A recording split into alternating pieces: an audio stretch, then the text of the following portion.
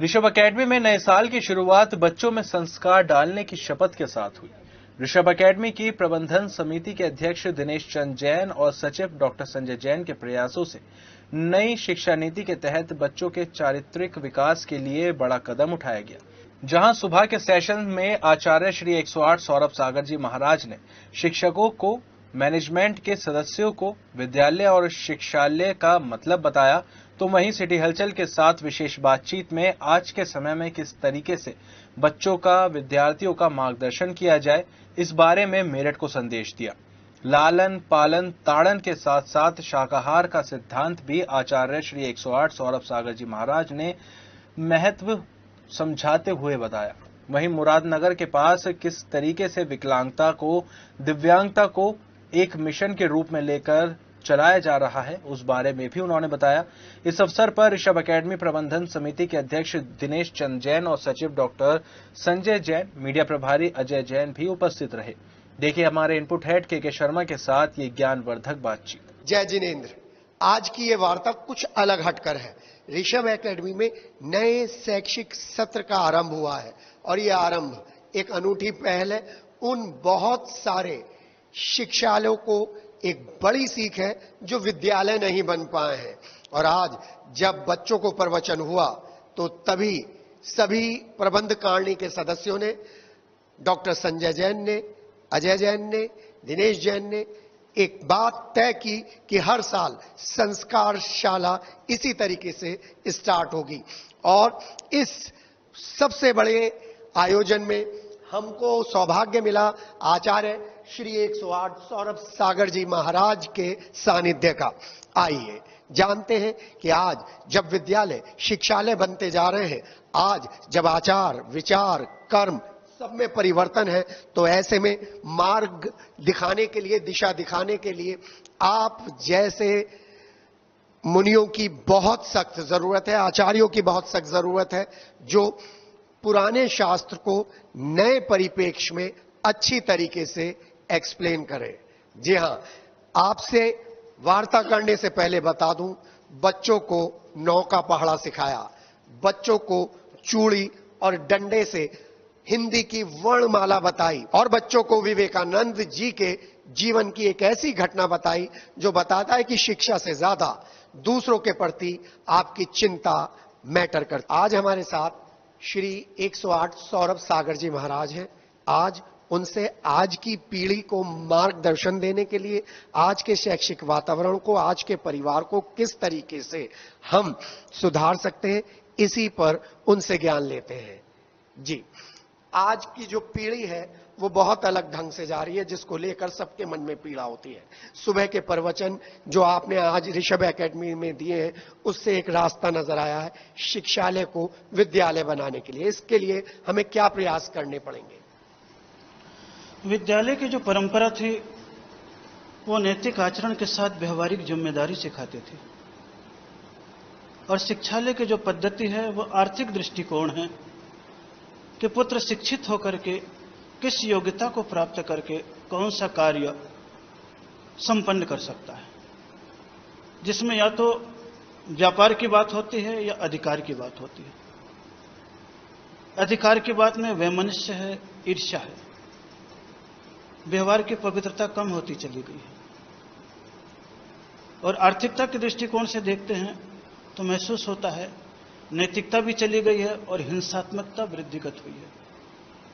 इसलिए मैंने व्यवहारिक दृष्टिकोण से कहा था कि शिक्षा पद्धति को व्यापार नहीं होना चाहिए। जब से शिक्षा व्यापार के रूप में परिवर्तित हुई है तो नैतिकता का मापदंड बदल चुका है। योग्यता का सम्मान है, आचरण का नहीं है।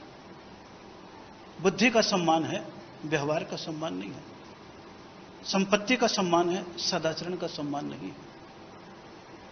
इसीलिए शिक्षालय को विद्यालय में बदलने के लिए कुछ नैतिक आचरण शिक्षकों में दिया जाए ताकि वे व्यसनों से मुक्त हो। रोग से मुक्त कैसे रहें, इसलिए परहेज के साथ जिए। बच्चे आदर्श बने, इसलिए शुरू से उसे मर्यादित रखते हुए 12 वर्ष का कोर्स जो पुरानी पद्धति में बताया था वो आचरणात्मक हो। उसके उपरांत व्यवहारिक जीवन जैसा जीना चाहें जिए, कोई दिक्कत होने वाली नहीं। आचार और विचार में परिवर्तन आया है, क्या यही हमारी पीढ़ी के सामने सबसे बड़ी चुनौती है? केवल यही चुनौती नहीं है, प्रतिस्पर्धा चुनौती है। प्रतिस्पर्धा के दौर में सम्मान उसके जीविका के व्यवहारिक साधन का नहीं है। लोगों के समकक्ष कैसे खड़े हो सके, कैसे अपने आप को प्रस्तुत कर सके, कैसे अपने चमक धमक को दिखा सके, कैसे अपने आप को निखार सके। जहां ईर्ष्यात्मक तरीके से दूसरे को गिरा करके स्वयं को उठाने के तरीके हैं, ये कारण आपके आचार और विचार में परिवर्तन लाया है। आचार तो स्वाभाविक रूप से नैतिक आचरण है, सदाचरण है, सौहार्द है, एक दूसरे का समन्वय है। लेकिन विचारों में कम से कम यह भाव हो कि जितने भी सृष्टि के इंसान हैं, जैन दर्शन में कहा गया परस्परोपग्रहो जीवानाम, कि परस्पर में एक जीव दूसरे जीव का उपकार करे, ऐसे जीवन शैली जिए। जैसे वर्तमान के सूत्र में कह देते हैं वसुधैव कुटुंबकम, कि जितने भी लोग हमारे हैं सब हमारे परिवार के सदस्य हैं। जहां सौहार्द की किरणें हैं, सहिष्णुता की सुगंध है, बस वहां पर आचार और विचार नैतिकता के रूप में, अच्छे रूप में प्रस्तुत होती है। और जहां सहिष्णुता की सुगंध नहीं है, सौहार्द के सितार पर सद्भाव का संगीत नहीं बज रहा है, तो ईर्ष्यात्मक दृष्टिकोण एक दूसरे को विभेद डालता हुआ चलेगा, जिससे न तो हम स्वयं सकून में रहेंगे, न हमारे साथ रहने वाले सकून से जी सकते। सकून से जिए, ऐसा व्यवहार करने के लिए आपस में एक दूसरे का बहुमान करते हुए जीवन जिए। आनंद ही आनंद है, दुख की तो कोई बात ही नहीं। 12 साल तक माता पिता अपने बच्चे को क्या सिखाएं? शास्त्रों में सबसे पहले कह दिया गया है 12 साल का अर्थ है लालन, पालन, तारण और मित्रवत व्यवहार।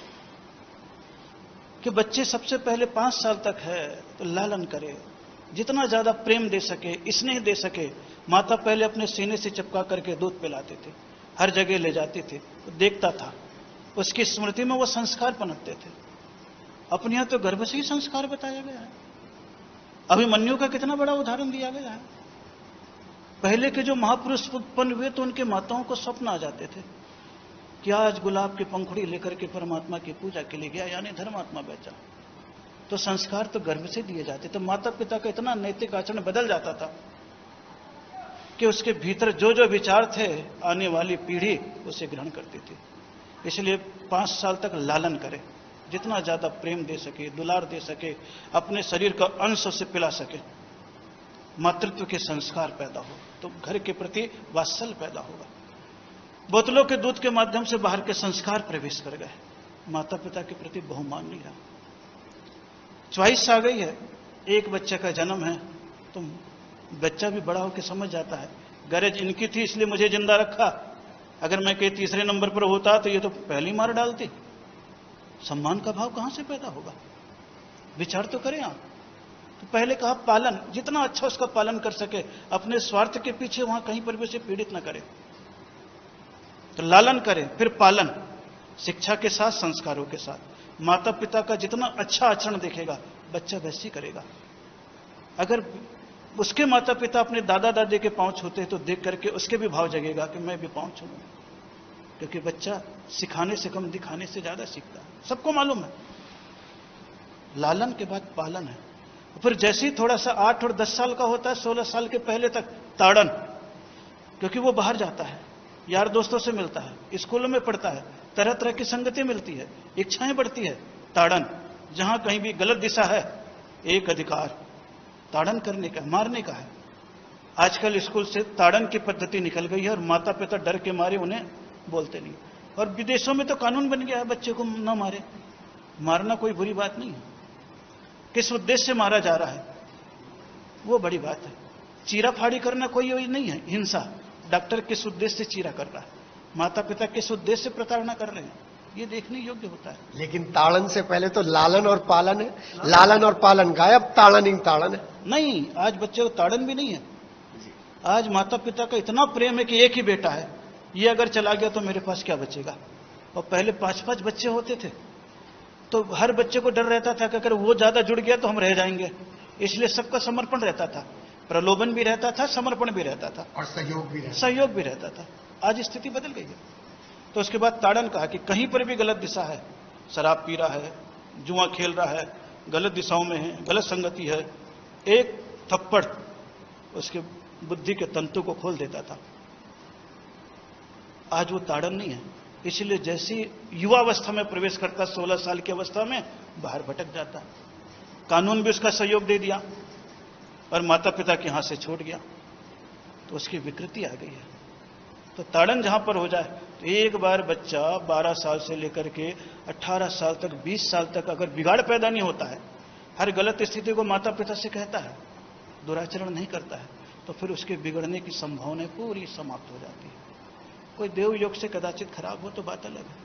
ये मान करके चलिए, जानवर को तो डंडे से वश में किया जा सकता है उम्र के बाद, लेकिन बच्चे तो किस्मत से ही वश में होते हैं। इसलिए 20 साल तक उसकी किस्मत बनाए, उसके उपरांत जब योग्य हो जाए उसका निर्णय। इसमें स्कूल क्या मदद कर सकते हैं, विद्यालय क्या मदद कर सकते हैं? विद्यालय में बहुत सारे बच्चे प्रत्येक घर के आते हैं जिसमें जाति का भेद समाप्त है। हर धर्म की शिक्षा पद्धति के मूल संस्कारों को शिक्षित करने की चेष्टा करें, जिसमें धर्म का भेद भी नहीं रहेगा और आचरण की पवित्रता प्रस्तुत की जाएगी। धर्म का कोई विवाद न हो, किसी भी प्रकार के धर्म हो, हिंदू मुस्लिम सिख ईसाई 50 धर्म हो, लेकिन सबके नैतिक आचरण किस रूप में कहां कहा गया है, बच्चे को शिक्षित करें। टीचर वहां पर विद्यालय के रूप में व्यसन मुक्त टीचर हों, व्यसन मुक्त टीचर रखे जाएं। अगर वो स्वयं गुटखा खा रहा है, शराब पी रहा है, तो बच्चे क्या करेंगे? वो सिगरेट पी के फेंकेगा, बच्चे चोरी छुपे उसी को उठा के पिएंगे। वातावरण सरस्वती का मंदिर समझ करके रखे, मंदिर जैसी पावनता वहां पर रखे। व्यसन मुक्त टीचर हो, अनुशासनबद्ध हो, क्योंकि उनके नीचे से देश का भविष्य निकल रहा है और कोई नहीं निकल रहा। तो भविष्य को कैसे पवित्र करना, इसलिए विद्यालय था। गुरु का आचरण स्वयं होता था, शिष्य को आचरण सिखाते थे। आज टीचर है और उधर बिल्कुल सही कहा, अंतर है। अंतर है। तो गुरु का जो सम्मान था वो गुरुत्व की गरिमा थी। तो नैतिक आचरण शिक्षकों में रहे कि इस स्कूल में जब तक पढ़ा रहे तब तक बच्चे के भीतर 8वीं तक, +2 तक कोई भी बुरे आचरण का प्रवेश ही न करे, नैतिकता कायम रहे। जो पहले पढ़ा जाता था, बच्चे पढ़ते थे, भाई और बहन के रूप में होते थे। आज टीवी ने उनके दिमाग को बदल दिया, मोबाइल ने बदल दिया, मोबाइल ने बदल दिया, नेट ने बदल दिया।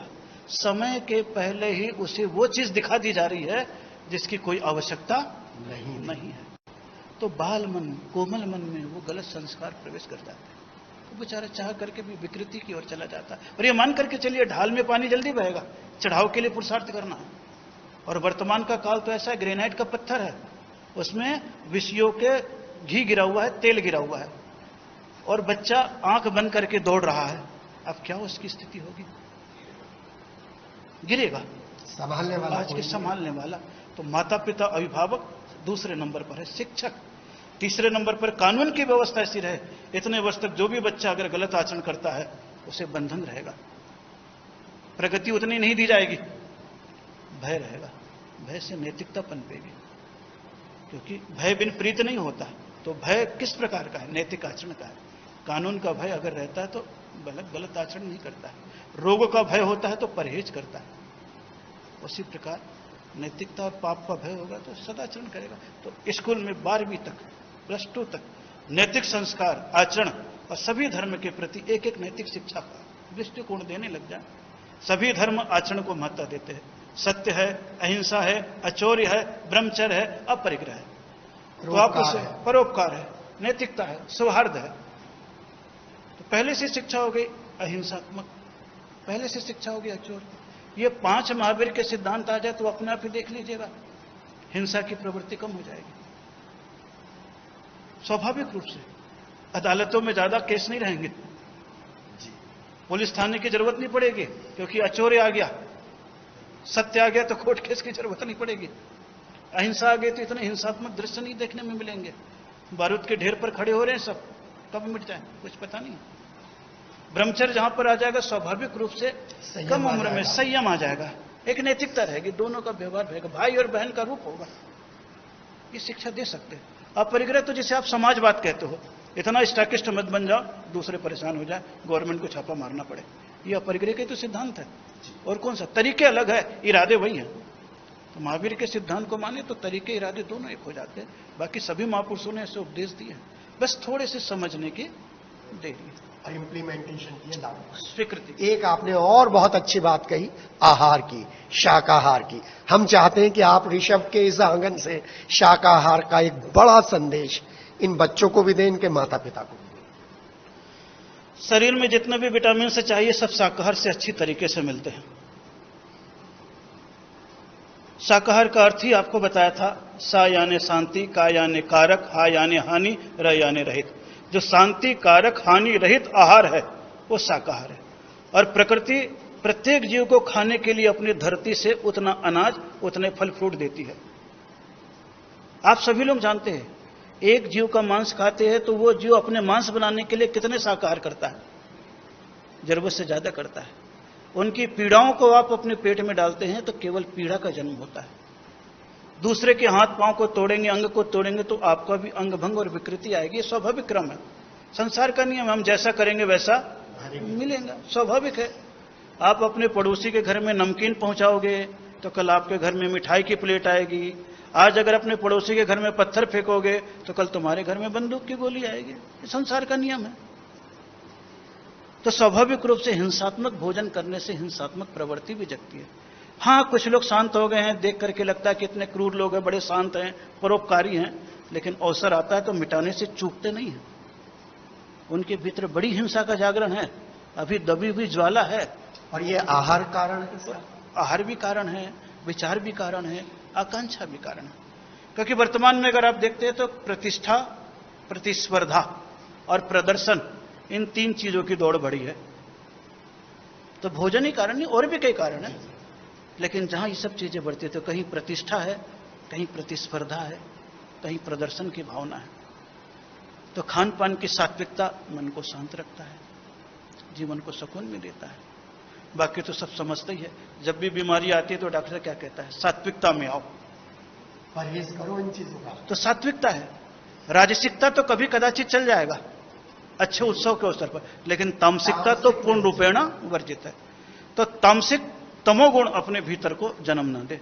रजोगुण कदाचित आ जाए तो एक स्थिति अलग है, लेकिन सतोगुण जहां पर है स्वाभाविक रूप से शांति है, आनंद है, सौहार्द है, परस्पर प्रेम की भावनाएं हैं। अंतिम सवाल, आजकल बच्चे आत्महत्या कर रहे हैं, 10, 12, 18 साल के बच्चे कंपटीशन की इस दौड़ में, उनको क्या संदेश देना चाहिए? प्रतिस्पर्धा की दौड़ में हीनता का बोध न लाएं। अंक और सम्मान और रिजल्ट आपका जीवन नहीं है। उससे अच्छा जीवन है आपके भविष्य की उज्जवल सोच, अपने पांव पर खड़े होने की तमन्ना, अपने से नीचे को देखे वह भी कैसी तरक्की कर रहा है बिना पढ़ाई के। पढ़ाई में अंक कम लाने से आत्महत्या करना अपने आप को पीछे ढकेलना है। और तो छोड़िए, उन माता पिता पर क्या गुजरते होगे जो आपसे उम्मीद लेके बैठे हैं। इसलिए अपने ये जीवन में सोचिए, आत्महत्या समस्या का समाधान नहीं है। पढ़ाई केवल एक डिग्री है, तालीम का इनाम है, लेकिन आपकी प्रवृत्ति और आपकी कार्यशैली और आपका भाग्य, आपका पुरुषार्थ आपका भविष्य है। तो आप अपने भविष्य को देखिए, वर्तमान में केवल अंक को देख करके अपने आप को मृत्यु की शैया पर आत्महत्या की ओर न ले जाएं। यही आप सोचे विचारे। ऋषभ एकेडमी का प्रयास आपको एक कैसा लगा, जो साल शैक्षिक सत्र की जो शुरुआत आपके श्री वचनों से की है? बहुत अच्छा लगा। तीसरी चौथी बार आया हूं। अनुशासनबद्ध स्कूल है, सात्विकता है, सहजता है और निरंतर प्रगतिशील है। बच्चों में आचरण भी दे रहा है। स्टाफ को भी देखा, बहुत अच्छे आचरण कर रहे हैं। मेरा तो बहुत बहुत मंगलमय आशीर्वाद है। ऐसे ही आचरण सभी स्कूल में बनता चला जाए ताकि अहिंसात्मक क्रियाएं बढ़ती चली जाए। और जिस प्रकार यहाँ का स्कूल चमड़ा मुक्त है कि बच्चों के जूते चप्पल सब मुक्त है, यूनिफॉर्म के रूप में हिंसात्मक चीज दे दी तो आप देखिएगा जूते चप्पल से मुक्त हो गए। तो अगर यहाँ पर 1500 विद्यार्थी हैं, कम से कम 300 गायों की हत्या यूं ही बच गई, क्योंकि उनके चमड़े के जूते चप्पल आ नहीं रहे। और ऐसे पूरे भारत के विद्यालय स्वीकार कर लें तो आप देख लीजिएगा गौ हत्या भी कम होने लग जाएगी, तिरंचों की हत्या भी कम होने लग जाएगी। सात्विक प्रवृत्ति का जागरण होगा। आपके इन श्री वचनों के लिए बहुत बहुत धन्यवाद। अब आपसे उस योगदान के बारे में पूछ रहे हैं जो मुरादनगर के पास आपने एक बड़ा संस्थान खड़ा करा है उन लोगों के लिए जो अपने अंग खो देते हैं, और उससे आगे कैंसर और दूसरी चीजों को लेकर क्या योजना है समाज को देने के लिए? देखिए, जहां दूसरे की पीड़ा अपनी पीड़ा बन जाती है तो भीतर करुणा का भाव पैदा होता है। दुनिया के लोगों को देखता हूं, जगह जगह जाता हूं, बहुत दुखित लोग हैं, पीड़ित लोग हैं। सरकार तो अपने स्तर पर कार्य कर ही रही है, समाज के पास योग्यता भी थी। एक मन में विचार हुआ, क्यों ना मैं दूसरे की वेदना को अपनी संवेदना बनाऊं, और उसे संवेदना बनाने के लिए एक परोपकार के कार्य का भाव जगा।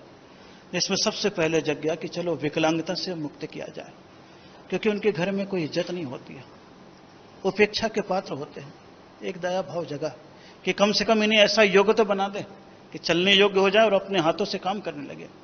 नवयुवक को और नवयुवतियों को देखा कितनी पराधीनता है, अपना कार्य भी नहीं कर पाते। तो एक चीज देखी और जब मुझे दिखाई गई कि सेंसर से सब चीजें लगती है, हाथ से अपना काम कर सकते हैं बच्चे, गाड़ी चला सकते हैं, लिख सकते हैं, पढ़ सकते हैं, सुई में धागा डाल सकते हैं, पांव से रेस कर सकते हैं। तो सबसे पहले विकलांगता के की एक ही बात कहकर के कि विकलांगता अभिशाप नहीं, शारीरिक त्रुटि है, इसे बाह्य उपाय से दूर किया जा सकता है। आज करने के उपाय के लिए समाज के लोग तैयार हुए। समाज के लोगों ने यही सोचा कि समाज से हमने कमाया, उनका कर्ज है, तो क्यों ना फर्ज निभाऊं। तो सद्भावग्रस्त लोगों को अभावग्रस्त लोगों से जोड़ दिया। तो एक परिवार की वृत्ति, परोपकार की वृत्ति जाग गई। तो सबसे पहले विकलांगता को दूर करने की एक चेष्टा की गई, रोजगार दिया गया है, क्योंकि इन्हें सहानुभूति की आवश्यकता नहीं है, सहयोग की आवश्यकता है। सहानुभूति देने वाले तो बहुत मिलते हैं, लेकिन सहयोग देकर के इनके योग्य बनाने वाले कम मिलते हैं। इसलिए उनके लिए एक चेष्टा की गई। और फिर वर्तमान में बढ़ती हुई कैंसर की भयावहता को देख रहा हूं। आज हम लोग ज्यादा उत्पादन के चक्कर में इतने सारे यूरिया फर्टिलाइजर डाल रहे हैं, 30,000 टन धरती में यूरिया डाल रहे हैं, जो भविष्य में केवल कैंसर रोक दे रहा है, महिलाओं को, बच्चे को, रक्त का, बीमारी का। इसकी संख्या निरंतर बढ़ती चली जा रही है। तो मुक्त करने के लिए व्यसन मुक्त को कहा गया, गुटखा, बीड़ी, सिगरेट, तंबाकू का त्याग करें, व्यसनों का त्याग करें। और कर्मोदय से भी पैदा हो जाता है। अतीत के संचित पाप है, कभी कभी हो जाता है, प्रारब्ध है, इसीलिए कोई ऐसी बात नहीं। तो प्रारब्ध है, लेकिन संचित उनका था, तभी वो क्रियमाण हुआ। इसलिए आज हाथ पांव भी टूटे, क्यों? प्रारंभ में तुमने किसी जीव का तोड़ा होगा। भीष्म पितामह ने धोखे से केवल सांप को डाल दिया कांटे में, सरसैया पर लेटना पड़ा। मालूम है कि गांधारी ने 100 पुत्रों के, मयूर के बच्चों को, अंडों को खाया, मिटाया, 100 पुत्र मिटे। हम पहले अंडों को खाए तो हमारे गर्भपात हो रहे हैं। जीव के हाथ पांव तोड़े, हमारे हाथ पांव टूट रहे। दूसरे को बीमार करने की चेष्टा की। आजकल व्यापार के लोग में कितने सारे गंदी वस्तु दे देते जिससे लोग खा करके बीमार पड़ते हैं। वो लोग आज भोग रहे हैं रोग कर्म। तो विचार आया एक कैंसर हॉस्पिटल का रूप वहां पर दिया जाए, उसकी सेवा के लिए, ताकि जो बीमार है थोड़ी देर के लिए किसी के दुख को दूर भी कर दिया, पीड़ा पे मलहम भी लगा दिया, तो समझ लीजिए धर्म का कार्य किया है। क्योंकि मेरा तो इतना ही जानना है कि किसी के घाव पर मलहम लगाना, पीड़ा पर मलहम लगाना धर्म है, और किसी के घावों को कुरेदना, पीड़ा को बढ़ाना ही अधर्म है। बाकी चीजें तो केवल एक संप्रदाय है। इसलिए सबसे पहला धर्म है दया विशुद्धो धम्मो। हमारे मन में प्राणियों के प्रति दया भाव आ जाए, बस धर्म तो वही है। अहिंसा संयमो तपो। जहां अहिंसा है, संयम है और तपस्या है, वही धर्म है। जहां ये तीनों गुण नहीं है तो धर्म का एक लेवल है, अभी धर्म का पूर्ण रूप प्रकट नहीं हुआ। इसलिए एक भाव जगे। तो जीवन आशा के नाम से एक हॉस्पिटल खोला, जहां हजारों मरीजों की सेवा की जा चुकी है और आगे भी की जाएगी। और लगभग 1 साल के बाद एक कैंसर हॉस्पिटल वहां पर निर्मित किया जाएगा, ताकि रोगियों का इलाज हो सके, उनको सुख के साधन दिया जा सके। यही भावना मेरी है। सर निशुल्क, महाराज जी निशुल्क है? अभी विकलांग पूरा निःशुल्क है। कैंसर का भी यही प्रयास है। बाकी जैसी अवस्था आएगी, फिर भी सोच यही है कि उनका निःशुल्क इलाज हो, दुरुपयोग न हो, इसलिए सावधानी भी बरती जाएगी। आपके श्री वचनों के लिए बहुत बहुत धन्यवाद। बहुत बहुत मंगलमय आशीर्वाद। आपका चैनल इसी प्रकार लोगों के भावों को हिलाता रहे, हलचल मचाता रहे, ताकि अहिंसा, संयम, तप, संस्कार, सौहार्द और नैतिकता के लिए आपका चैनल श्रेष्ठता का रूप धारण करे और विकास को प्राप्त हो, पहचान बने। यही मेरा मंगलमय आशीर्वाद। धन्यवाद। जी हाँ, ये आशीर्वाद हमें नहीं आपको मिला है, ये आशीर्वाद आपके बच्चों को मिला है, ये आशीर्वाद उस नई पीढ़ी को मिला है जिसके आगे बहुत बड़ी जिम्मेदारी है।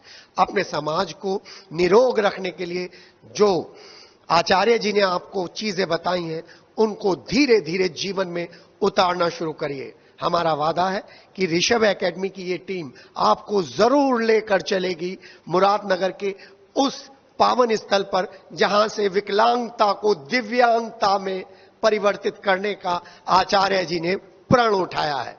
जी हां, आज के इस सत्संग में सिर्फ एक वादे के साथ आपसे विदा ले रहे हैं कि अगर आप अपने आचार और विचार थोड़े से परिवर्तित करेंगे तो आपकी पीढ़ी एक नए देश, एक नए समाज का निर्माण करेगी। अपने सहयोगी राजेश के साथ के सिटी हलचल।